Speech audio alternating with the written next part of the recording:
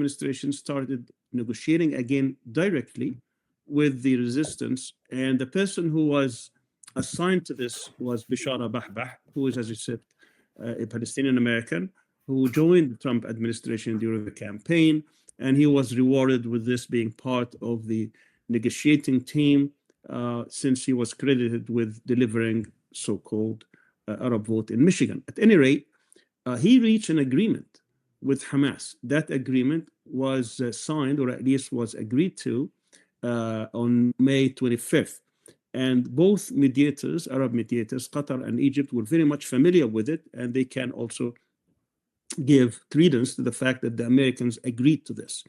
Everybody thought that this is an agreement that everybody could live with, that the Americans would be able to deliver the Israelis, and we will have a new agreement by which all the parties could start negotiating the future of this conflict.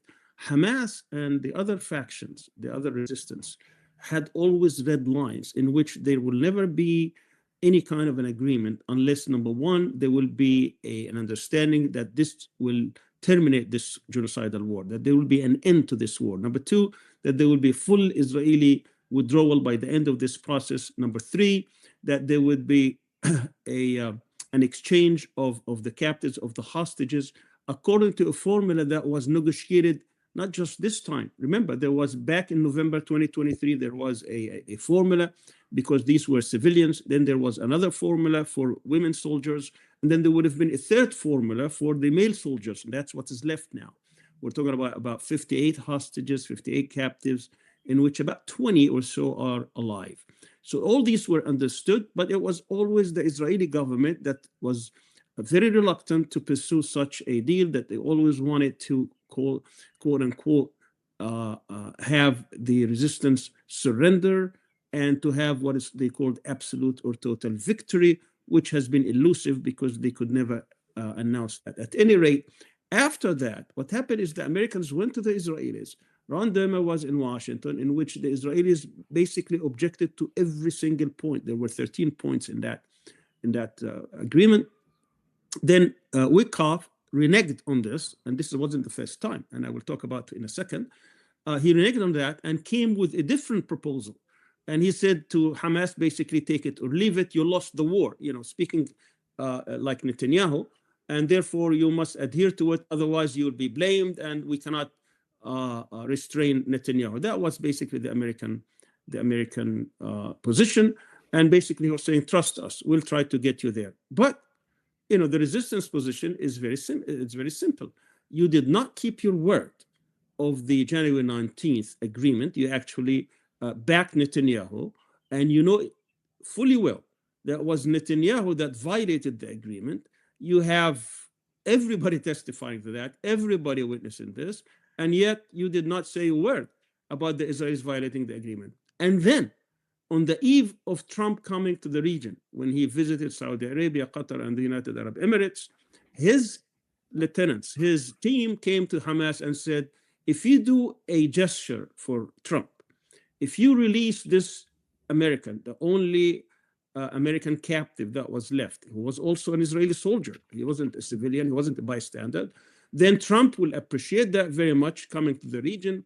He will announce that you have been cooperative, you have been serious, you have been a stakeholder in this, a serious stakeholder, and therefore he will push the Israelis not only towards an agreement, but also he will immediately, the second day, will resume aid. None of these promises came true. None.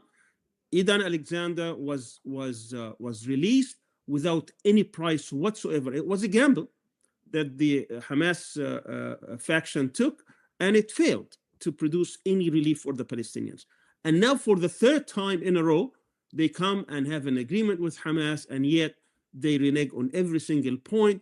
And then Witkoff has the audacity of coming and saying it was Hamas that is insisting on unreasonable or unrealistic conditions. There are no conditions here. He knew all along that the end result of this is not to strip the resistance from whatever leverage it has in terms of these captives.